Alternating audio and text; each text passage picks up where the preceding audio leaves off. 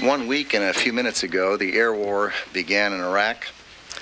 So Operation Iraqi Freedom is now just a little over 1 week old. In that brief period of time, the coalition forces have made solid progress.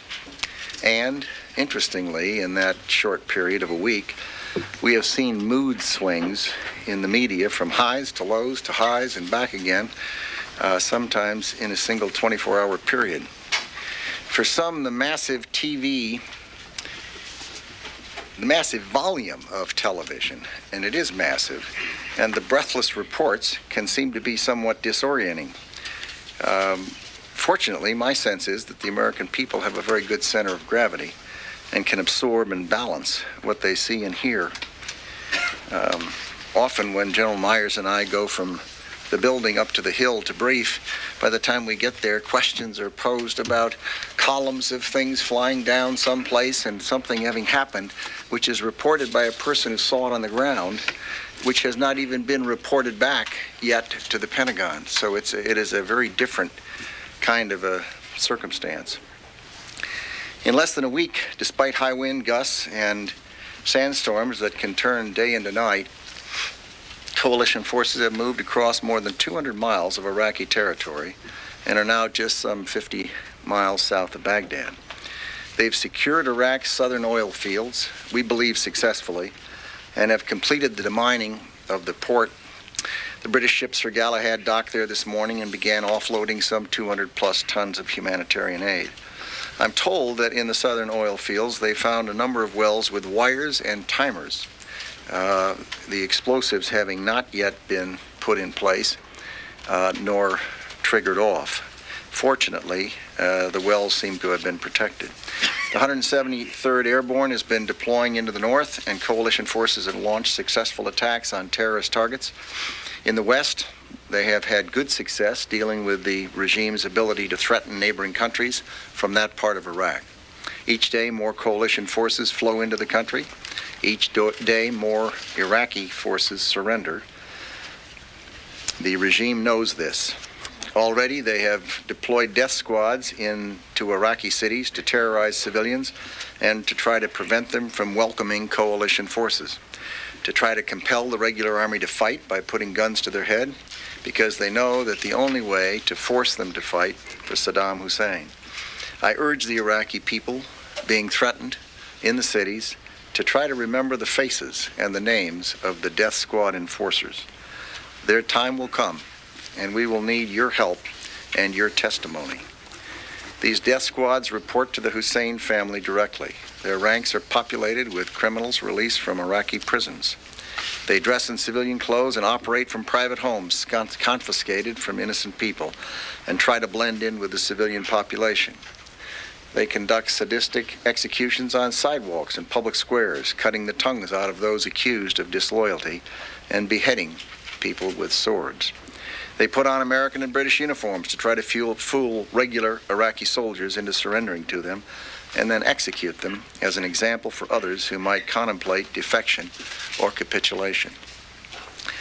Their name, Fatahin Saddam, is a lie, because their purpose is certainly not to make martyrs of themselves, but to make martyrs of innocent Iraqis opposed to Saddam's rule. But we will take them at their word, and if their wish is to die for Saddam Hussein, they will be accommodated. As the regime deploys death squads to slaughter its own citizens, coalition forces are working to save Iraqi lives. We do this because, unlike Saddam Hussein's regime, our nations and our people value human life. We want the Iraqi people to live in freedom so they can build a future where Iraq's leaders answer to the Iraqi people instead of killing the Iraqi people. There are some who suggest that the U.S. and its coalition partners are not destroying Iraqi cities and are not destroying the Iraqi people, and that this somehow could reflect a lack of will or a lack of determination on the part of the coalition. The opposite is true. It is precisely because of our overwhelming power and our certainty of victory that we believe we can win this war and remove the regime while still striving to spare innocent lives. Our military capabilities are so devastating and precise that we can destroy an Iraqi tank under a bridge without damaging the bridge. We do not need to kill thousands of innocent Iraqis to remove Saddam Hussein from power. At least that's our belief. We believe we can destroy his institutions of power and oppression in an orderly manner. The tactics employed by the Iraqi regime, by contrast, hiding behind women and children, murdering civilians, these are not signs of strength. They are signs of weakness and of desperation. The outcome of this conflict is not in doubt. The regime will be removed. But for our coalition of free people, we believe it is important not just to win, but to win justly. The power of our coalition derives not simply from the vast, overwhelming force at our disposal, but from the manner in which we employ that force. The Iraqi people will see how we employ our force and know that we are coming not to occupy their country, not to oppress them, but to liberate their country. Finally, before I turn to General Myers, a few words of caution. First, to the officials of the Iraqi regime, your defeat is inevitable, and you will be held accountable for your conduct in this war. The coalition POWs that you are holding must be treated according to the Geneva Conventions, and any Iraqi officials involved in their mistreatment, humiliation, or execution will pay a severe price. And to Iraq's neighbor Syria, we have information that shipments of military supplies have been crossing the border from Syria into Iraq, including night vision goggles. These deliveries pose a direct threat to the lives of coalition forces. We consider such trafficking as hostile acts and will hold the Syrian government accountable for such shipments. Last, the entrance into Iraq by military forces, intelligence personnel, or proxies not under the direct operational control of General Franks will be taken as a potential threat to coalition forces. This includes the Badr Corps, the military wing of the Supreme Council on Islamic Revolution in Iraq. The Badr Corps is trained, equipped, and directed by Iran's Islamic Revolutionary Guard. And we will hold the Iranian government responsible for their actions and will view Badr Corps activity inside Iraq as unhelpful. Armed Badr Corps members found in Iraq will have to be treated as combatants. General Myers. Near Baghdad. The slide on the screen shows the now approximately 35 to 40% of Iraqi territory where Saddam's regime has lost control. In just 8 days of operations, coalition forces are located throughout that entire shaded area that you see there on the screen. And while there will continue to be sporadic, even serious engagements in those areas, the regime does not control them, and they're again annotated by the highlighted color there. The air campaign continues as well. We flew almost 1,000 sorties over Iraq yesterday, mostly against Iraqi regime leadership and command and control targets, ballistic missile threats, and major communication nodes. As you'll see on the slide now, we have air supremacy over approximately 95% of Iraq. The area over Baghdad and just north, we are not yet calling our skies.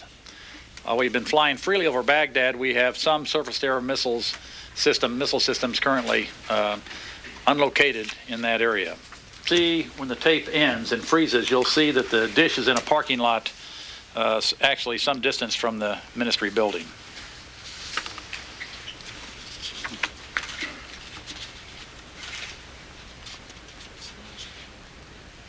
And the ministry building's there at the edge, off to the right lower edge. Also in our last picture slide here, the image depicts military equipment dispersed in residential areas. The red dots indicate location of military equipment in this neighborhood, and we've highlighted just 4 of them in the yellow boxes. This neighborhood is located approximately 30 miles south of Baghdad, in the proximity of the Medina Republican Guard Division. This image up here is a tank on a transporter that's in the middle of a neighborhood.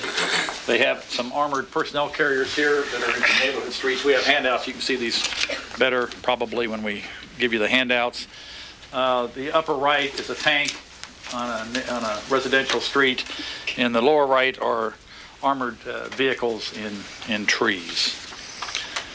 There's no question but that to the extent military supplies or equipment or people move across borders between Iraq and Syria, that it vastly complicates our situation. And that is why I said what I said. So are you threatening military action against Syria? I'm saying exactly what I said. It was carefully phrased, yes. I didn't read the article. I saw the headline, and I've seen a lot of headlines that don't fit articles. Someone coming down here told me that he also said that we're about where we expected to be, which is generally what General Franks is saying. I suppose everyone can have their own view. Well, I wasn't there, of course, but the article quotes him as saying that this is going to be a longer war than had been anticipated. Does it have quotes saying that? The enemy would... Yeah. Well, as far as I'm concerned, it seems to me a careful reading of Amnesty International or the record of Saddam Hussein having used chemical weapons on his own people as well as his neighbors, and the viciousness of that regime, which is well known and documented by human rights organizations, ought not to be a surprise. Well, we're 1 week into this, and it seems to me it's a bit early for history to be written, one would think. The war plan is Tom Frank's war plan. It was carefully prepared over many months. It was washed through the tank with the chiefs on at least 4 or 5 occasions. Exactly. It has been through the combatant commanders. It has been through the National Security Council process. General Myers and General Pace and others, including this individual, have seen it in a variety of different iterations. When asked by the president or by me, the military officers who reviewed it have all said they thought it was an excellent plan. Indeed, adjectives that go beyond that have been used, quite complimentary. Pieces of information that would allow someone to come to that conclusion, although I can't say that it's not true.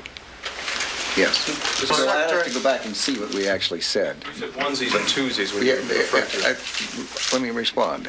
I'd have to go back and see what we said and what the context was. But my recollection is we said that not that there were only onesies and twosies in terms of the Fedayeen Saddam. We know the numbers there. They're somewhere between probably 5 and 25,000 in the country, depending on how you characterize them. But what we said was the attacks outside of cities have been relatively small, as the general said. And I suspect that's what we actually said. Jamie, don't you think it's a little premature, the question? We'll know the answer to that. As portions of the country are liberated, we'll have people on the ground embedded with our forces who will have a chance to see what happens and see how they feel about it. Why do we want to guess? What we do know is that people behave fairly rationally. And if they have a gun to their head and they're told don't surrender and they're told don't assist the coalition forces coming in or we will kill you, and then they go and kill somebody and execute him in front of everybody else to make sure everyone really got the message, it's not surprising that people's behavior is one of caution. Now, the other part of the answer to your question, it seems to me, is also self-evident, and that is there is not an Iraqi people. There are Iraqi individual people, and they're going to be all across the spectrum. The ones who are close to Saddam Hussein and been getting the Mercedes cars and all the good food, they're going to be unhappy. And they're not going to prefer that we're there. The people that he's repressed and threatened to kill and whose children have been killed by him, they'll probably have a somewhat different view. Will there be people in the middle who are ambivalent? Sure. They'll be all across the spectrum. But we don't need to try to answer those questions. We have time. We'll see what happens. We do know that historically they have reported up through one of the sons. That is what I had reference to. And how about the status of Saddam? Do you know? Everyone has a different opinion. Mr. Secretary, these are state-sponsored shipments of military goods. I don't think I want to get into it. It's an intelligence issue. They control their border, and we're hopeful that that type of thing doesn't happen. And these from the battlefield. Oh my goodness! Now you know that wouldn't be the case. There's no one in this government, here or on the ground, is going to underreport what's happening. That's just terrible to think that. It's even to suggest it is outrageous. Most certainly not. The facts are reported. When people are killed, they're killed, and we say so. When people are wounded, we say so. When people are missing, and we know they're missing, we say so. And when we're wrong and they wander back into camp, as several have recently, having been lost or with other units, we say so. Absolutely not. The only thing I would add to that is as a more strategic battlefield. I know of no one in Washington who's said anything to General Wallace. Or General Franks. The other question, I don't have any idea what kind of guidance they get in terms of what they say. Do you? I don't. Spoken assessment of your battlefield commanders when it may not necessarily agree with the perception that the administration has. Look, the administration does not have a perception. I have a perception. General Myers has a perception, and we say what we think.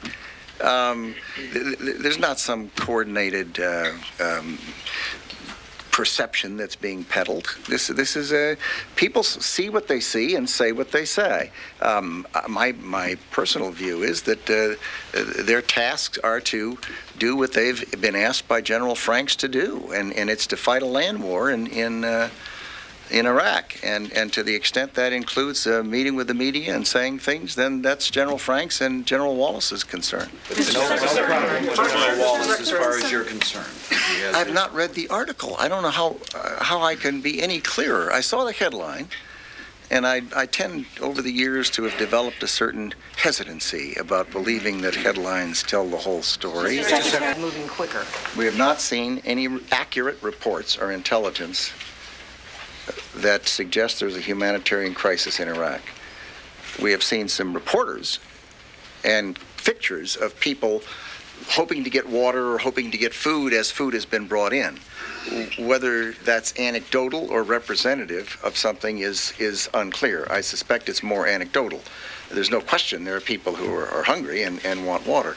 We do know that water mains were broken and that there was some fraction of the people down south who did not have good water for a period. We also know that the Brits have got a water line going in and people are bringing truckloads of water in, and one would hope that the people who are under our areas of responsibility are in fact receiving what they should receive. We have said repeatedly that the forces going in brought food with them, they brought medicine, and they brought water.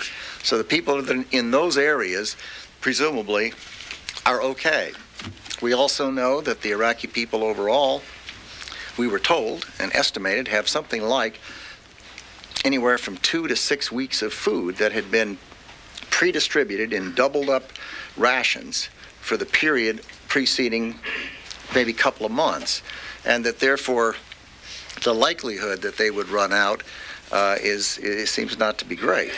But I did mention the Galahad, Sir Galahad, had arrived, and it had, I don't know, what, 200 or 300 tons of, 200 tons of food or something. Yeah, over 300 almost. And there are other major efforts that are coming forward. So from the outset, our preference would have been that the diplomacy would work. Our second preference would have been that the ultimatum would have worked. He would have left the country. When we came out at the beginning of the ground and the air war, our preference would have been that the Iraqi forces would have thrown in the towel and said, fair enough, or that Saddam Hussein would have left. That remains the case. The conflict has to be pursued. It's going to end, and it's going to end with Saddam Hussein losing. And my hope from then and today remains that it will be done with the least loss of life that's possible. I don't know that there's any. I don't feel that there's any change in my perspective. Yes. With respect to the first questions, the message is that General Franks has forces in that country. Some are losing their lives. Coalition forces are. We don't like having our forces lose their lives. We don't want the conflict prolonged, and we don't want neighboring countries or anyone else for that matter to be in there assisting the Iraqi forces. And specifically with respect to Syria, I pointed out that we have seen military supplies and materials and equipment crossing the border, and we'd like it to stop. And to the extent it keeps on, we have to consider it a hostile act. We have seen Badr Corps people moving into Iraq, and they report up through the Revolutionary Guard, and they're armed, and there are some additional ones that are close to the border. And my statement, I believe, and I hope, said something like this, that to the extent they interfere with General Frank's activities, they would have to be considered combatants. And therefore, we're suggesting they not interfere.